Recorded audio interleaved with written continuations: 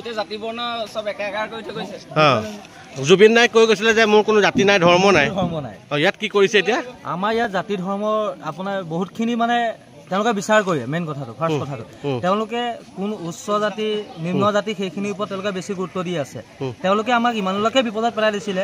আমাক ভকতৰ তেওঁলোকে নামতিজনেহে কৈছিলে যে মই নাম গাব নোৱাৰিম বুলি পাঠেকীয়ে হওক বিলনীয়াই হওক তেওঁলোকে কিন্তু আমাক কোনো অৱগত কৰা নাছিলে যে আমি বিলনীয়া নকৰোঁ বা পাঠেকী নকৰোঁ বুলি য'ত নেকি মাহীহঁতৰ কাৰণে বহুতখিনি কষ্ট কৰিব লগা হৈছে মানে SC ল'ৰালে বিয়া দিয়াৰ কাৰণে তেওঁলোকৰ দুখ হ'ল য'ত নেকি জুবিন দাই নিজে কৈছে মোৰ কোনো ধৰ্ম নাই মোৰ কোনো জাতি নাই তেনেস্থলত আমাৰ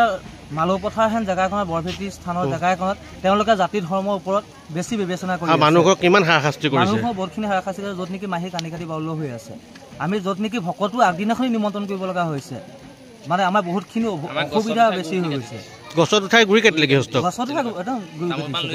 কিবা উদাহৰণি ভোজ ভাতো খাইছে উদাহৰণি দিব লগা হ'ল মাহীহঁতে উদাহৰণি দিলে উদাহৰণি খালে উদাহৰণি ঘৰৰ ভিতৰতে খাইছে তেওঁলোকে তাৰপিছত নামঘৰৰ যিটো আমাৰ চান্দা হয়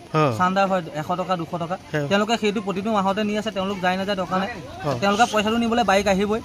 চব কৰি মেলি লাষ্টত মানে নাখাওঁ বুলি কৰিলে অকল মাত্ৰ তেওঁলোকৰ ঘৰত বিয়াখনতহে নাখায় তাৰ বাদে তেওঁলোকৰ পইচাও খাব পাৰিব তেওঁলোক নামঘৰ যাবও পাৰিব আজি মানুহৰ হাহাকাৰ অৱস্থাত পেলাই দিলে মানুহৰ সম্পূৰ্ণৰূপে হাহাকাৰ অৱস্থাত তেওঁলোকে মানে বিপদতে ঠেলি দিছে